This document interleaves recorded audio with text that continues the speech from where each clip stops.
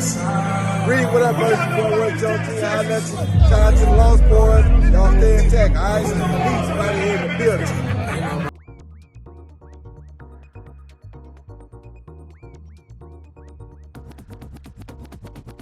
REED-BBS, BBS.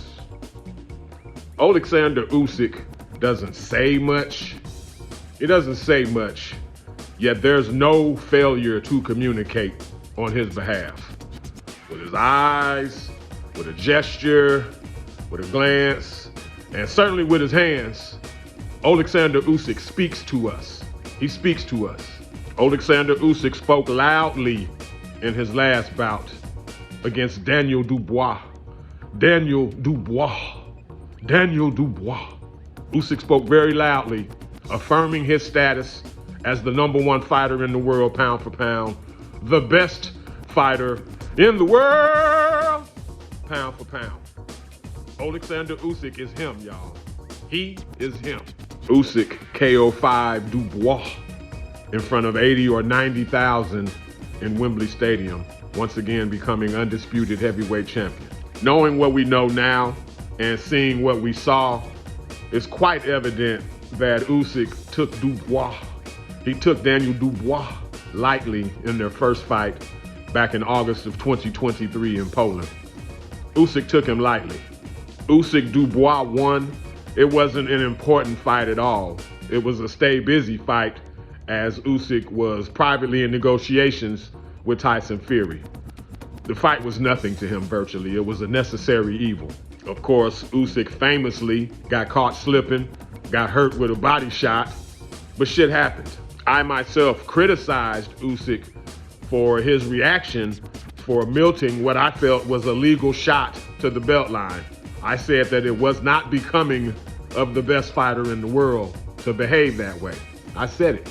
In the rematch, Usyk removed all doubt. He put that to rest. He removed that from the equation. He deaded that shit. Any slivers or traces of doubt were summarily removed. They were.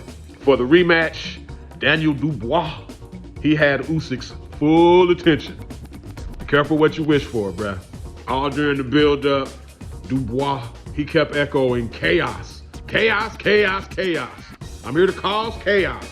Chaos, chaos, chaos. And to his credit, Dubois started the fight. He started the fight accordingly. But Usyk is Usyk, man. He do what Usyk do. He gave us the knee bends. He gave us the lead hand activity with the splotchy painted gloves. Looked like Jackson Pollock threw some paint on some boxing gloves and sold them to Oleksandr Usyk.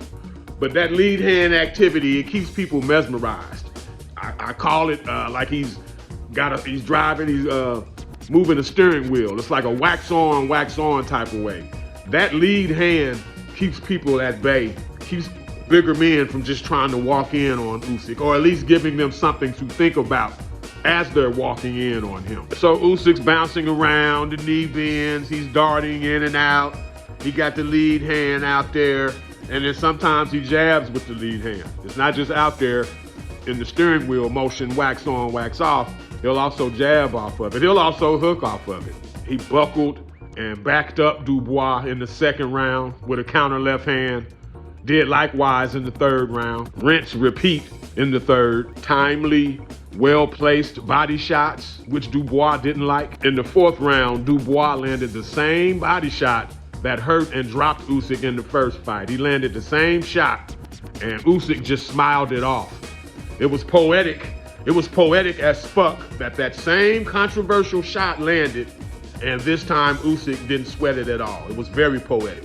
Dubois got clipped again in round 5, only this time he bit down a bit and looked to return fire instead of disengaging like he did previously. He paid for it though, because Usyk obliged and he pieced up Dubois pretty good. He pieced him the fuck up. Pieced him up and dropped him. Dubois got up, he beat the count, tried to engage again, and was beaten to the punch badly with a left hand. Bow! Dropped hard, 10 count. 1, 2, 3, 4, 5, 6, 7, 8, 9, 10. What we do know is Oleksandr Usyk is better than Daniel Dubois. Oleksandr Usyk is better than Tyson Fury. Oleksandr Usyk is better than Anthony Joshua. Oleksandr Usyk is better than Derek Chisora. Oleksandr Usyk is better than Great Britain. All of it. The best cruiserweight since a prime Evander Holyfield is also the best heavyweight of this particular era. He's a David ruling the land of Goliaths. So yeah, the pound for pound debate starts and ends with Oleksandr Usyk until further notice. But further notice ain't that far down the road. My dude, my bruh, my Tomodachi, Naoya Inoue fights MJ Akhmadaliev in September. What Inoue lacks in big name opponent recognition, he makes up for with activity. And MJ will be his third fight, and he's working on a fourth fight to finish out 2025. Probably at featherweight. Featherweight would be Inoue's fifth division, which would be a major feather in his pound for pound cap. Terence Bud Crawford, he's got a prominent date coming up September 13th, huh? Canelo Alvarez? Beating Canelo is one thing. If Terence Bud Crawford is dominant against Canelo, that's pound for pound level shit right there. We'll see how it all shakes out. But for now, Oleksandr Usyk, he's got the keys and he's in the driver's seat for all things pound for pound.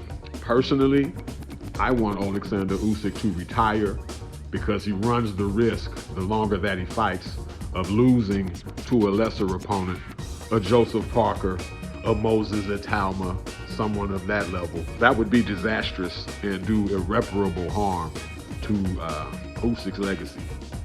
He just fought his way out of Lomachenko's shadow. Keeping that O, maintaining that O is imperative on how he'll be remembered. REED-BBS, BBS, Blackbird Sugar, Bachelor's in Boxing Studies, Television, Fred Sanford of the Fistic Arts. When all is said and done, there's nothing left to say or do.